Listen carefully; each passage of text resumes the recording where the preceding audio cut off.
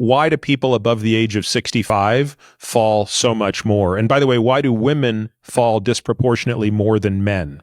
Let's start with the why do falls happen? You touched on it a moment ago.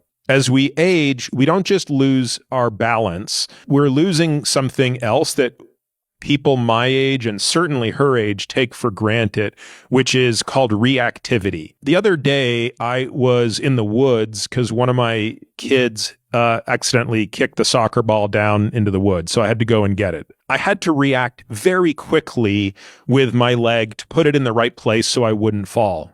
And I did. And I'm sitting here talking about it, and I don't even remember which leg it was. That's how insignificant this was. The type of muscle fiber that was necessary to do that, which if we want to get technical is called a 2A muscle fiber, is the type of muscle fiber that is responsible for explosive movement. Those muscle fibers start getting weaker and weaker and shrinking at about the age of 25. And by the time someone's your age, you got threads of those things left. So you're losing those things. Now, the good news is you can train these muscle fibers, but the only way to train them is to move very heavy weights. A second obvious issue as we age is a reduction in bone density and a reduction in muscle mass. And this is the reason why women are more susceptible than men to these injuries, because for obvious reasons, women have less muscle mass on average and have lower bone density on average.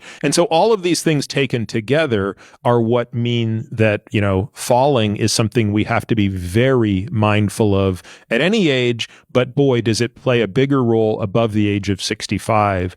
Is there anything that people of this age can do now to preserve that muscle or strengthen it, or did it have to be done while it was still in their 20s? A woman named Belinda Beck that I interviewed on my podcast a few months ago. She's a researcher in Australia, and she did a study there that I really was fond of called the Liftmore study. They actually increased bone density. I find this to be one of the most uplifting and important findings with respect to aging. And I think it speaks to how the idea that, lifting weights is a young person's thing or a male thing. I think both of those are just incorrect. Lifting weights is something every person on this planet should be doing.